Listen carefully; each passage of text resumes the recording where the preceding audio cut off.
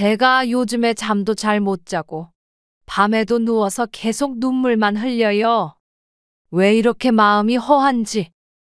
아무래도 외동딸이니까 서운하셨겠어요. 이해가 가요. 아니요. 이해를 못 하시겠죠. 자식이 둘이나 있으시잖아요.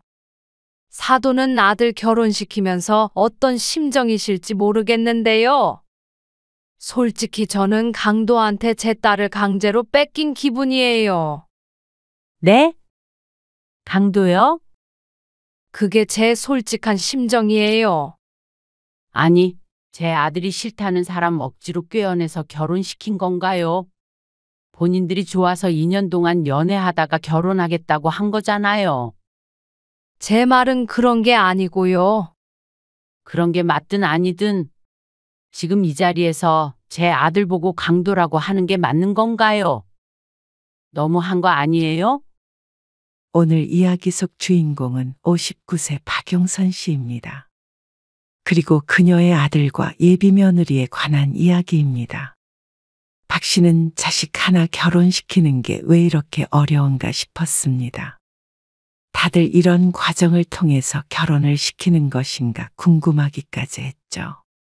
모든 걸 상대방에게 맞춰서 진행하려고 해도 갈등이 끊이질 않았습니다. 그런데 겨우 자리한 상견례에서 그런 말을 들을 줄은 꿈에도 몰랐습니다. 내 아들에게 딸을 뺏어간 강도라면서 눈물 짓는 예비 사돈을 보자 어이가 없어 할 말을 잃었습니다. 그렇게 소중한 딸을 왜 결혼을 시키려 하는 것인지 이해가 가지 않았죠. 집도 주고 혼순이 예단이니 아무것도 받지 않았는데 이런 기울어진 결혼을 하면서 내 아들을 도둑놈 취급하는 집안이랑 이렇게 사돈을 맺어야 하는 것인가 싶었습니다. 앞으로의 나날들이 어쩐지 눈앞에 그려지는 것 같았습니다. 그리고 이어지는 황당한 발언들에 박 씨는 더 이상 참을 수가 없었습니다. 그래서 마지막 인사말을 내뱉고 그 자리를 박차고 나왔죠. 박 씨는 아들과 딸이 하나씩 있었습니다. 30살 딸은 근처에 직장을 다니며 아직 박 씨 부부와 함께 살았고 아들은 34살로 독립해서 살고 있었습니다.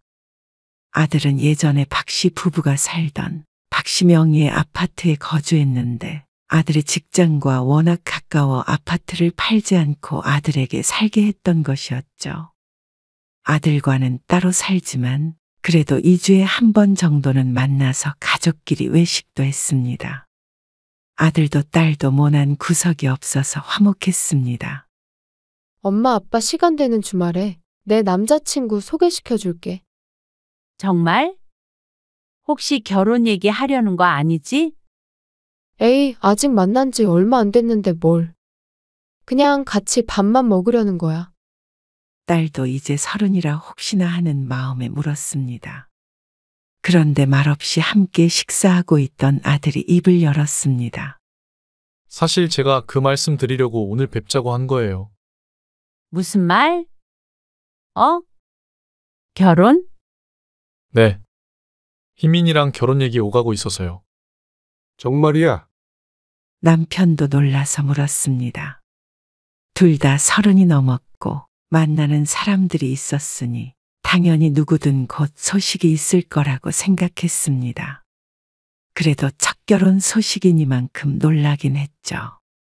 아들의 여자친구는 직장에서 만난 1살 연하의 동료로 교제 기간이 2년가량 된 것으로 알고 있었습니다. 그리고 박 씨 부부도 몇 번 만나본 적이 있었습니다. 한번 정식으로 데리고 올게요. 그래. 그렇게 해라. 남편도 박 씨도 설레고 기쁜 마음이 컸습니다. 34살이면 딱 좋은 나이였죠. 그리고 아들은 보름 뒤에 여자친구를 데리고 집에 왔습니다. 몇 번 본 적도 있었고 명절에 선물도 받은 적도 있기에 어색하지는 않았습니다. 그렇게 여자친구가 돌아간 뒤로 며칠 뒤에 아들이 집으로 찾아왔습니다. 박 씨 부부가 아들의 결혼에 대해서 의논하기 위해서 따로 부른 것이었죠. 상견례는 언제 하기로 했어? 그건 상의를 해볼게요. 희민이도 부모님께 여쭤본다고 했어요. 그래. 우린 주말이면 다 괜찮아. 네, 그리고 집이나 이런 건 어떻게 하기로 얘기가 오가고 있는 거야? 박 씨가 아들을 부른 이유였습니다. 가장 중요한 문제였는데 아들이 먼저 물어보기가 힘들 것 같아서였습니다. 그래서 박 씨는 남편과 상의했던 바를 아들에게 얘기했습니다. 너 살고 있는 그 아파트 말이야. 거기서 신혼생활하면 어떨까 해서. 아, 지금 집이요? 그래. 어차피 너희 회사가 그쪽이잖아. 아들이 살고 있는 아파트는 직장에서 차 타고 10분, 15분밖에 걸리지 않는 위치였습니다. 그래서 아들도 그곳에 살고 있는 것이었기 때문에 그것보다 더 좋은 위치에 집을 구하긴 쉽지 않을 것이었습니다.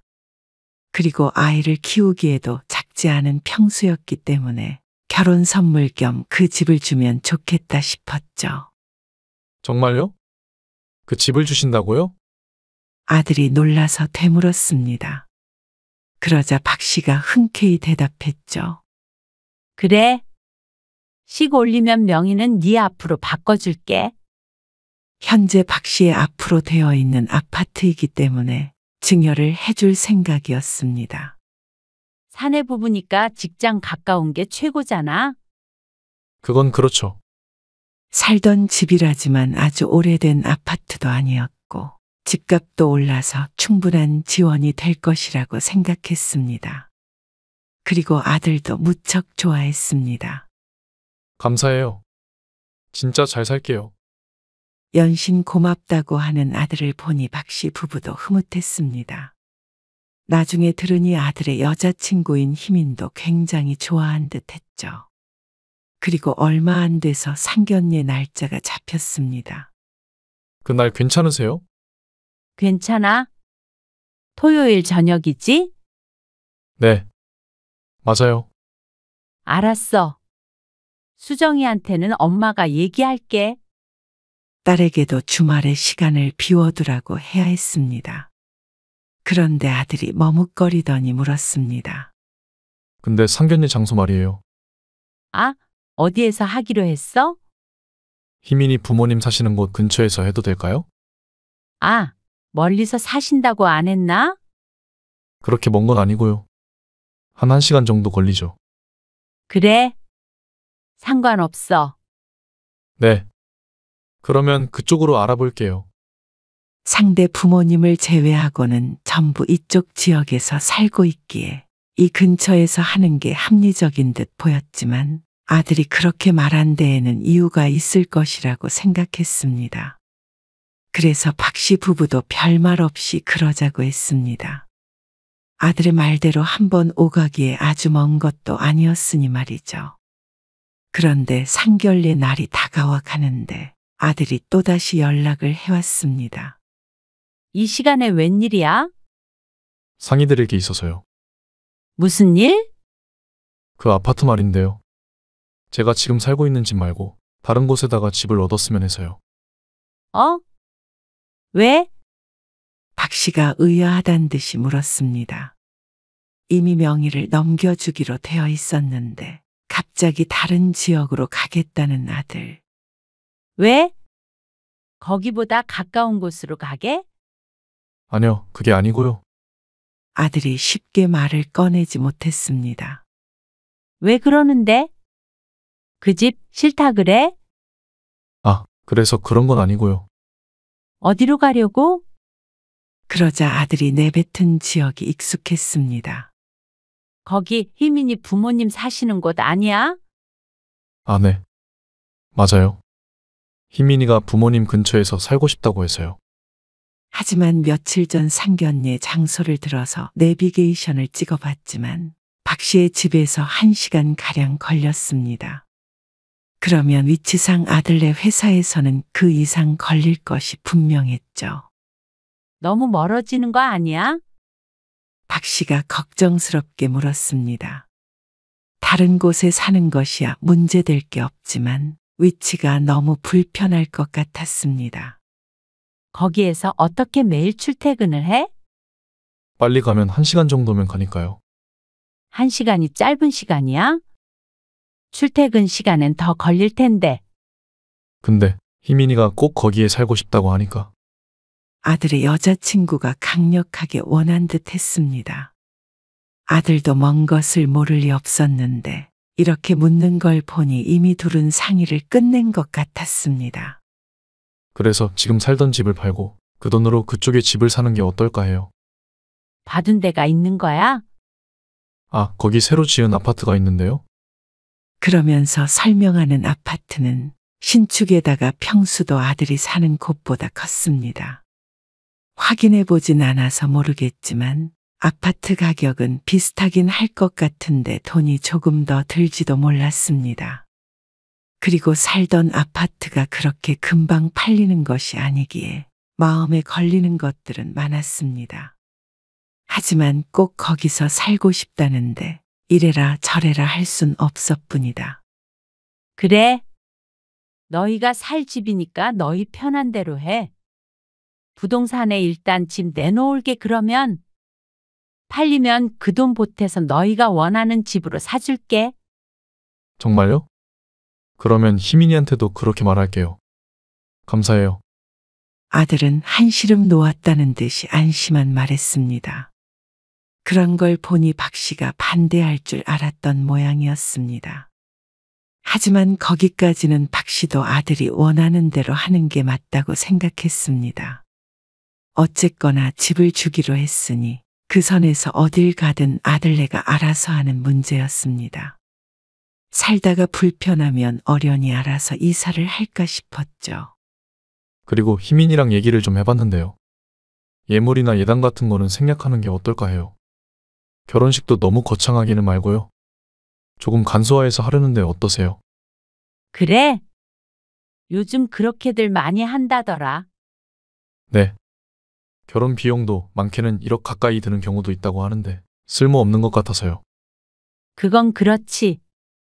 그 돈으로 살림에 보태는 게 좋겠지? 아들의 말에 박 씨도 동의했습니다. 한 번밖에 없는 결혼 성대하게 하는 사람도 있겠지만 적당한 선에서 하는 게 좋다고 생각했죠. 그래서 각자 우선 1,000만 원씩 모아서 예식장 같은 것들 예약하기로 했어요. 신혼여행은 제가 따로 낼 거고요. 응, 그래. 알아서 해. 나머진 아들이 모아둔 돈으로 해결을 하기로 했습니다. 아들은 집을 해준 것만으로도 감사하다고 그 외에는 아무것도 안 해줘도 된다고 했습니다. 그런데 얼마 뒤에 대화를 나누다가 상대방 쪽에서 아들에게 양복을 선물해줬다는 이야기를 듣게 됐습니다. 우리도 뭐라도 해줘야 하는 거 아닐까? 다 생략하기로 했다면서.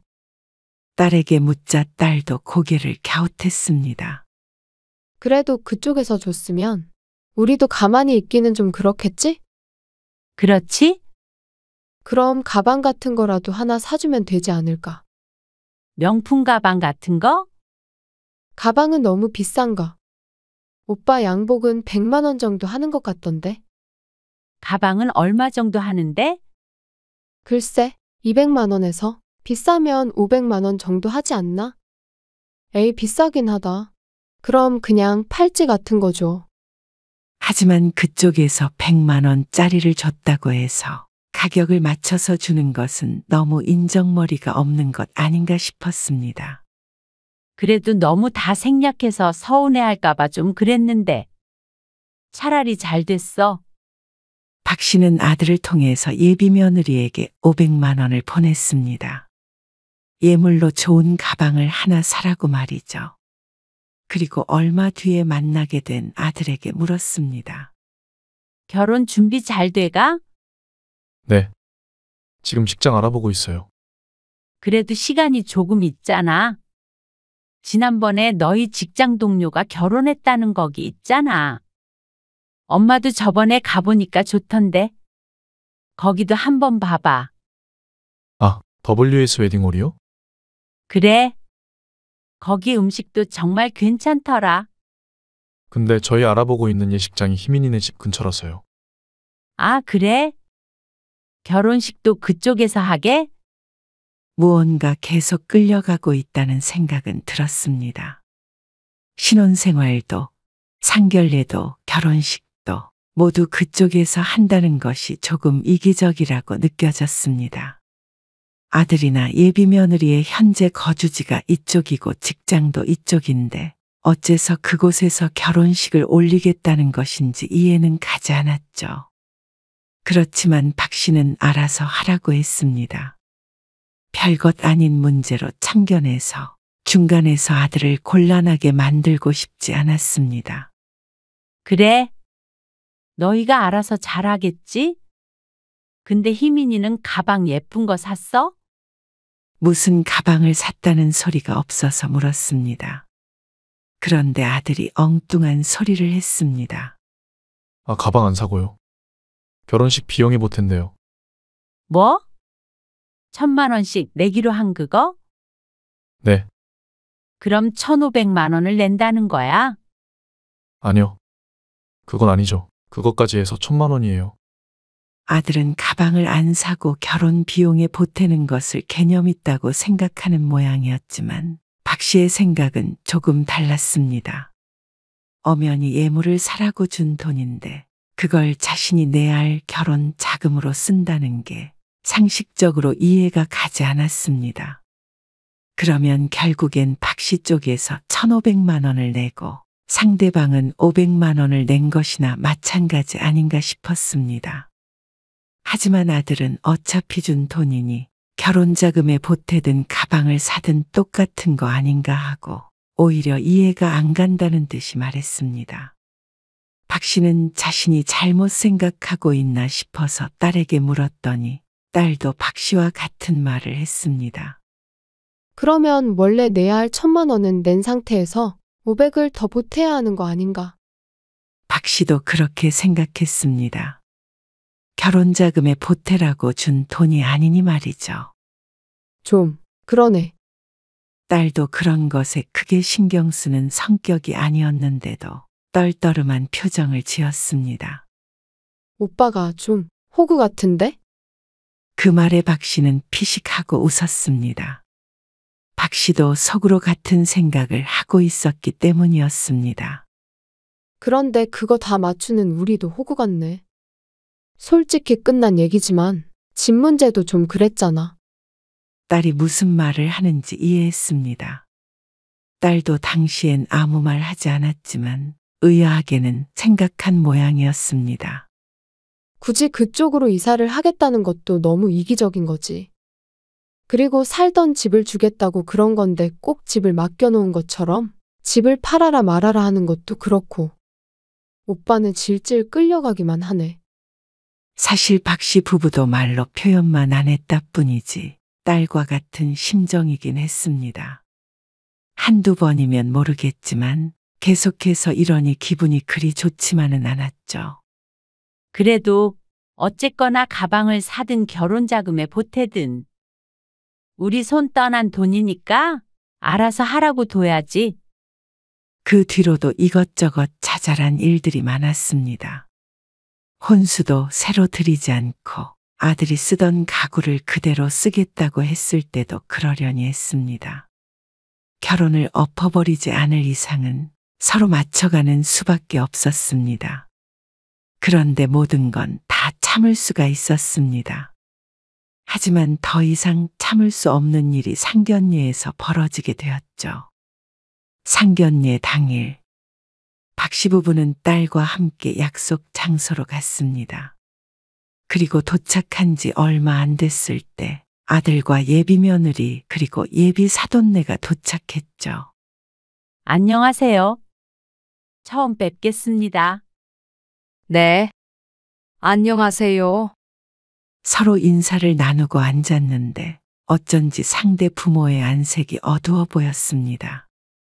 마지못해 나온 듯한 표정에 박 씨 가족도 무척 당황스러워서 서로의 눈치를 볼 정도였습니다. 그런데 그런 표정을 짓는 이유를 곧 알게 되었습니다. 신혼집을 저희 집 근처에다 하게 된 것 때문에 혹시나 기분 상하셨을까봐 말씀드려요. 집 해주시는 거 감사하게 생각해요. 다른 뜻이 있어서 그런 건 아니었고요. 우리가 자식이라고는 희민이 하나예요. 그래서 아무리 생각해도 멀리 떨어져 살 수가 없을 것 같아서요. 아, 그러세요. 이해해요? 저희는 희민이 없으면 못 살아요. 그 말에 어쩐지 등줄기가 서늘해지는 기분이었습니다. 유별나다는 생각은 들었습니다. 박 씨는 자식이 둘이라 그 심정을 완전히 알 수는 없지만 그때까지만 해도 아주 이해 못할 얘기는 아니라고 생각했습니다. 하지만 예비사돈의 말은 점점 선을 넘기 시작했습니다. 우리 희민이가 어려서부터 인기가 얼마나 많았다고요. 사실 대학도 더 좋은 데 나올 수 있었는데 시험 보다가 조금 실수를 하는 바람에 아무튼간 원래는 우리 유서방보다는 학벌이 좋았을 거예요. 아, 그래요. 그럼요. 얼마나 똑똑했다고요. 얼굴도 예쁘고. 상견례가 아니라 자기 딸을 자랑하러 나온 자리 같았습니다. 한두 번 들었을 때는 박 씨도 맞장구를 쳤지만 비슷한 말이 계속되자 표정 관리가 힘들었습니다. 자기 자식 칭찬만 하는데 그치지 않고 은근슬에 박 씨의 아들을 깎아내리는 것이 문제였습니다.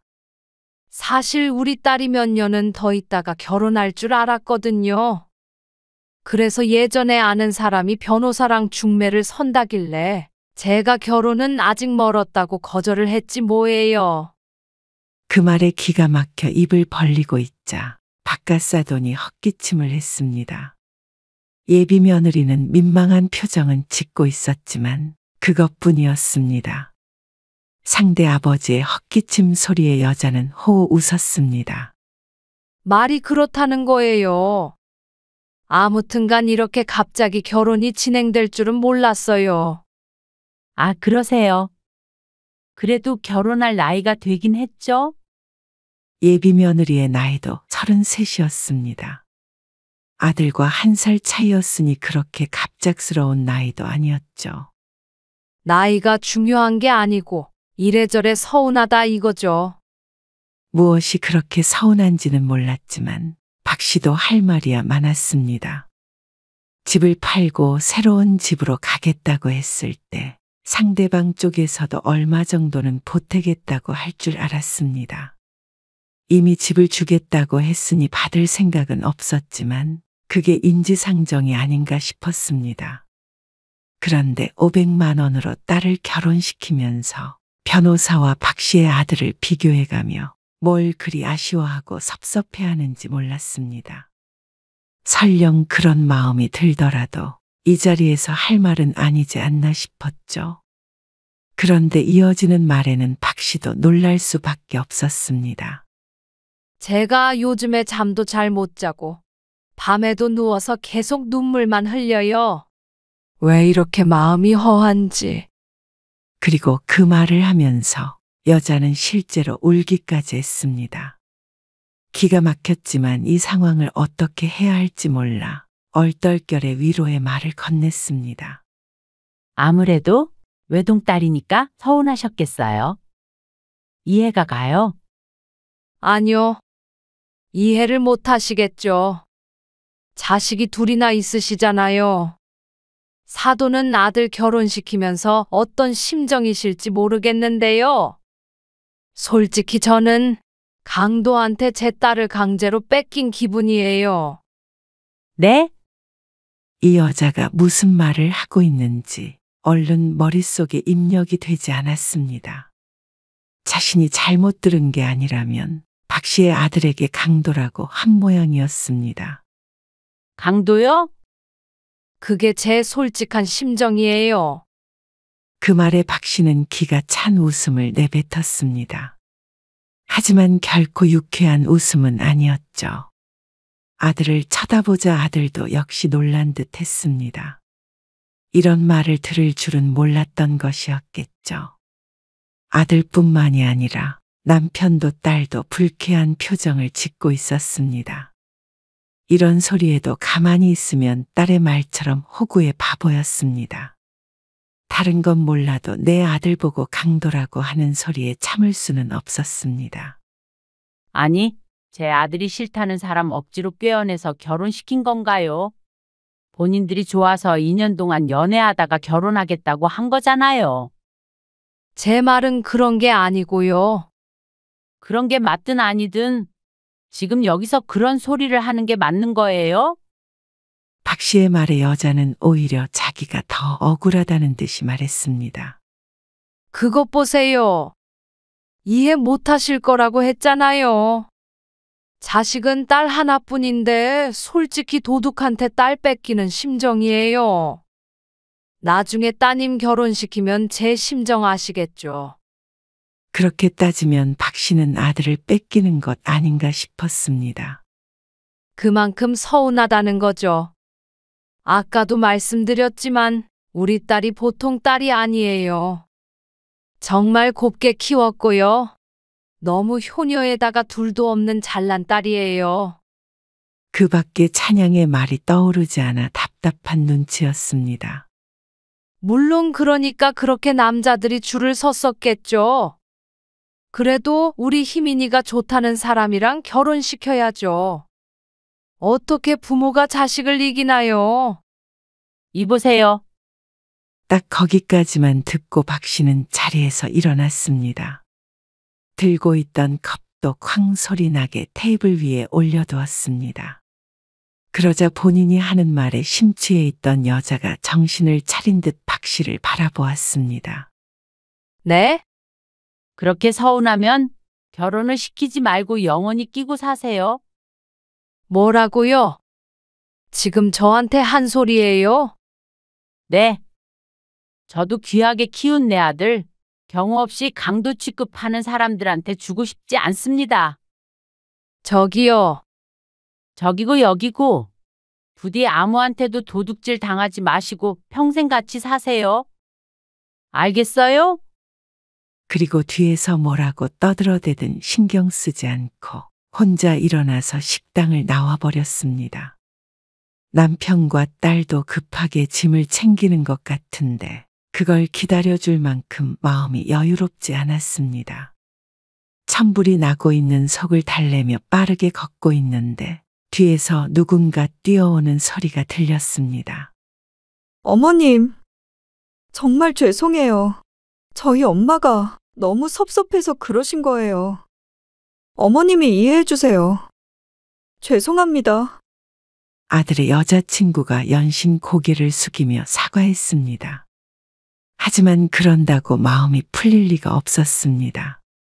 아니, 나는 솔직히 그 상황에서 가만히 듣고 있던 너한테도 실망이 커.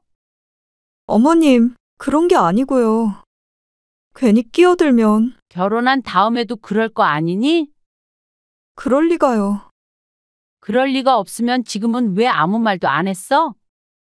내가 있는 앞에서도 편을 안 들어주는데 결혼하고 나서는 더 심하면 심했겠지. 그러자 아무 말 못하고 고개를 떨구었습니다. 너도 너희 엄마 말대로 더 잘난 남자 만날 수 있었으면 그 남자들 만나라. 어머님, 나는 뭐 서운한 게 없어서 아무 말 안 했는 줄 알아? 우리가 바보 멍청이라서 그랬는 줄 알아? 아무리 그래도 기본적인 예의는 있어야 하는 거 아니니? 죄송해요. 죄송할 것 없어. 그냥 우리 인연은 여기까지였나 보다. 난 최소한의 교양은 있는 사람들하고 연을 맺고 싶다. 저희 못 헤어져요. 헤어지든 말든 그건 너희가 알아서 하고. 나는 이제 이 결혼 반대야. 말을 마치자마자 식당에서 남편과 딸 그리고 아들이 나왔습니다. 오빠, 아들의 여자친구가 울먹이며 아들을 불렀습니다. 아들은 심란한 표정을 지었죠. 바보가 아니라면 그 자리에서 오간 이야기에 가장 불쾌해야 할 사람은 아들이었습니다. 그러니 아들도 박 씨를 설득할 생각을 하지 못하는 듯 했습니다. 나중에 다시 얘기하자. 아들은 여자친구를 뒤로 한 채 박 씨 가족과 함께 박 씨의 집으로 돌아왔습니다. 선뜻 입을 여는 사람은 없었습니다. 그렇게 한참 한숨 소리만 들리자 박 씨가 말했습니다. 나는 이 결혼 허락 못한다. 그러자 남편도 고개를 끄덕이면서 말했습니다. 그건 나도 마찬가지야. 그리고 딸도 같은 입장이었습니다. 가족 모두가 반대하는 결혼을 강행하는 것은 아들로서도 부담스러운 일일 듯 했습니다. 그리고 물론 아들도 받은 상처가 큰 모양이었습니다. 몇 번 입을 때려다가 말고 괴로운 듯 얼굴을 일그러뜨렸습니다. 그런 줄 알고 너도 돌아가. 나중에 연락드릴게요. 아들의 주머니에서 계속해서 휴대폰이 진동을 했습니다. 아들의 여자친구일지 그 부모일지는 모르겠지만 아들이 해결해야 할 일이 많아 보였습니다. 왜 그렇게 나와버렸냐고 화내지 않을 걸 보니 아들도 박 씨의 심정을 이해는 하고 있나 보다 생각했습니다. 적어도 이 자리에서 결혼을 허락해달라는 말을 하지 않아 다행이었습니다. 그리고 며칠 뒤에 딸이 말했습니다. 오빠 헤어졌다더라. 정말이야? 박 씨도 그 말엔 조금 뜻밖이라는 듯이 대꾸했습니다. 결혼을 미루면 다행이라고 생각했는데 딸이 전한 말은 그냥 다행 정도가 아니었습니다. 근데 그 언니가 회사에서 마주칠 때마다 오빠한테 마음을 돌려달라고 그러는 것 같더라고. 그게 문제네. 같은 회사에 다니고 있으니 파혼 문제도 쉽지 않아 보였습니다. 오히려 우리 가족이 너무 예민하다고 뭐라고 했다더라. 무슨 그런 일 가지고 파혼을 하냐고. 기가 차서 웃음도 나오지 않았습니다. 사돈 면전에다가 대고 내 아들을 도둑이라고 말하는 게 별거 아닌 일인가 싶었습니다. 그 자리에서 뛰쳐나온 게 정말 잘한 일이라는 생각이 들었습니다. 그대로 또 참고 결혼을 진행했다가는 내 아들 인생이 참 불쌍해질 뻔했습니다. 아들 얼굴을 평생 못 보고 살게 되거나 이혼하는 미래밖에는 없지 않았을까 생각했습니다. 아들은 파혼 후의 마음을 쉽게 잡지 못하고 괴로워하는 것 같지만 차라리 지금 괴롭고 많은 것이 낫다고 생각했습니다. 오빠도 그날 일로 상처가 큰 모양이야. 다시 안 만날 거라고 그러더라고. 정 그러면 이직까지 생각하고 있기도 하고. 그 정도로 크게 마음을 먹었다니 박 씨는 가슴을 쓸어내렸습니다. 아들이 죽어도 결혼하겠다면 어쩌나 걱정을 하긴 했으니 말이죠. 최악의 경우엔 아들이 살던 집도 뺏어버리려고 했습니다. 그러면 당장 결혼하겠다는 소리는 안 할 테니 말이죠. 거기까지 안 가게 해줘서 아들에게 고마울 지경이었습니다. 그리고 가방 사라고 준 돈 500만 원도 돌려받았대. 근데 엄마 아빠한테 미안해서 말을 못하는 것 같더라고. 그대로 결혼하는 게 미안한 거지. 나도 그렇게 말했지. 상견례에서 그래서 오히려 다행이지 뭐. 이혼보다 파혼이 나으니까. 딸의 말에 박 씨도 고개를 끄덕였습니다. 아들도 돈까지 돌려받은 걸 봐서는 제대로 마음먹은 듯하니 모든 건 시간이 해결해 줄 문제였습니다. 지옥문에서 뒤돌아 나온 것 같아서 정말 다행이었습니다. 딸의 말처럼 오히려 잘된 일이라고 생각하고 살기로 했습니다. 아들을 강도의 도둑을 만들 뻔했으니 말이죠. 나도 정신 똑바로 차리게. 남자친구가 있는 딸도 경각심이 생겼는지 눈을 부릅떴습니다. 그렇게 아들은 여자친구와 헤어졌고 몇 달 지나지 않아서 여자친구가 회사를 옮겼다고 전해 들었습니다. 큰일은 치렀지만 적어도 박 씨 가족에게 있어서는 차라리 잘된 일이었습니다.